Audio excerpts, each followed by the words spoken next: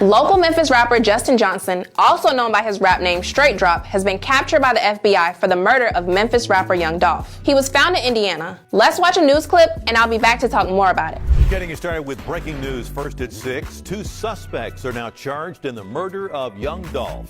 Tonight we're learning more about what led to their arrest.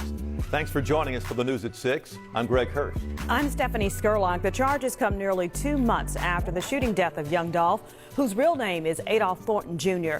U.S. Marshals say 23-year-old Justin Johnson was captured this afternoon in Indiana. The second suspect, 32-year-old Cornelius Smith, was indicted today on multiple counts, including first-degree murder. Now, Smith was arrested last month in South Haven, Mississippi for an auto theft involving the white car that was believed to be the getaway car in Young Dolph's killing. That car was stolen at a gas station on Kirby Road a week before the murder. Johnson, who goes by the rap name Straight Drop, posted on social media that he was going to turn himself in yesterday, but that didn't happen. He was captured today after being put on the TBI's most wanted list. Authorities say they'll release more information about his arrest tomorrow, and we'll be sure to keep you updated. Apparently, Justin has already retained a lawyer. Fox 13 Memphis wrote an article on Monday, January 10th, before Justin was in custody, detailing his social media activity up until that point. At the end of the article, they wrote, quote, "We reached out to Johnson's attorney, Art Horn, on Monday. Horn said if and when he speaks, it will be after his client turned himself in," end quote. Art Horn, also known as Arthur Horn, is the same attorney that represented Black Youngsta in the 2017 shooting where Young Dolph was targeted but unharmed. Black Youngsta went to jail for that shooting, but the charges were later dropped due to lack of evidence. On this attorney's Instagram profile, he says that he is, quote, "a man of God, father, avid golfer, trial lawyer, personal injury lawyer, and counsel to CMG/Yo Gotti," end quote. But as of late, according to Fox 13 Memphis, Arthur Horn has now dropped Straight Drop as a client. Jeremy Pierre of Fox wrote on Thursday afternoon, quote, "New information. Old Straight Drop, Justin Johnson, needs a new lawyer. Art Horn just told me Drop got dropped. Horn confirmed he is not representing anyone associated with the Young Dolph murder case," end quote. Memphis police says they received over 500 tips on where to find Straight Drop after offering the $15,000 reward for his whereabouts. Let's watch another news clip together on how they apprehended Justin in Indiana. And yesterday, with the assistance of our headquarters Investigative Operations Division, headquartered at Marshall's headquarters in Arlington, Virginia, we got a tip that Justin Johnson was traveling on Highway 42 in Indiana. So we contacted the Great Lakes, U.S. Marshals Great Lakes Regional Fugitive Task Force and asked for their assistance. And so through a coordinated effort, they were able to stop a vehicle as it pulled into a truck stop in Brazil, Indiana, just outside of Terre Haute.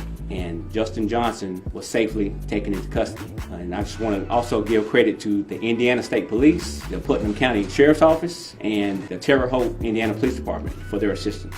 And once he was taken into custody, we also identified a second person that was in the vehicle with him. This man that goes by the name of Shondale, I'll spell his name Shondale, Barnett, Barnett. Shondale Barnett. Date of birth is February 6, 1994. He's originally from Memphis, but lives in Dallas. Shondale Barnett is a person who we believe was providing assistance to Justin since we've been looking for him. He now faces charges of accessory after the fact to first-degree murder. He's being housed at the Clay County, Indiana jail, and he will face, there was a state warrant that the marshals filed on him, and so he will face go through the extradition process of being extradited back here to Shelby County. Now, Justin Johnson, on the other hand, he was transported to the Knox County, Indiana jail, and he was booked on a violation of federal supervised release. He went before a federal magistrate in the Southern District of Indiana this morning at 11:30. He waived his identity hearing and he waived his bond hearing. So in essence, he has agreed to come back to face federal supervised release charges in the Western District of Tennessee. He will go before a judge in this building, go before a federal magistrate, and have an initial appearance on that charge. I can't give you a timeline for safety purposes, but just know that when he's ready to be transported, the marshals will be bringing him back here to this building to face those charges. They also revealed the charges the other suspect, Cornelius Smith, will face.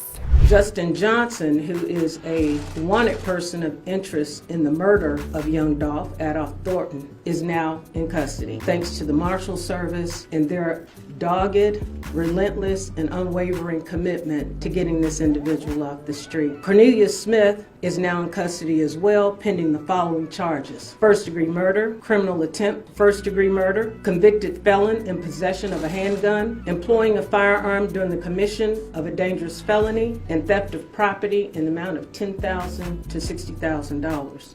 This past weekend, Justin posted on his Instagram story saying, quote, "Turning myself in Monday at 2:01. I'm innocent. I'll be back sooner than you can blink." But Monday had passed and it didn't seem that he had turned himself in yet. Justin also posted a news clip on his Instagram page with the caption, "Next time post the real blog." The clip he posted is of a news panel talking about him and why people like him who commit violent crimes, such as shooting people, are able to get out of jail without doing any real time, only to commit even worse crimes in the future. Justin was involved in a shooting a few years back and was let out of his prison sentence early. Some blogs claim that he was let out early because he snitched. Here's the clip he posted. Admitted to what he did and said, "You don't need to indict me. I'll agree to my charges." Because he had no record, he was range 1, which is 3 to 6 years. Because there were 3 people involved, he pled guilty to 5 years in prison and agreed not to ask for probation. He agreed to go to prison.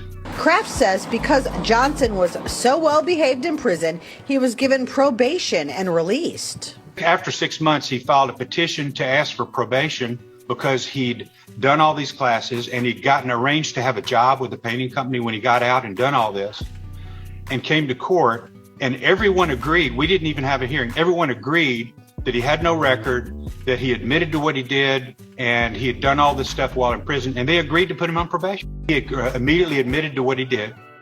Justin then posted that he was putting out a new music video of a song called Track Hawk, but only 3 people were waiting for the premiere on YouTube. He shared a screenshot of that on his story writing, "It's gonna take more than that, but Track Hawk drop at 1, end quote. He posted that he dropped the video by writing, "Back again, straight drop, Track Hawk, official video out now, link in bio," with a hiding monkey face and flame emojis. He continued, "Nothing but gangsta shit on my record.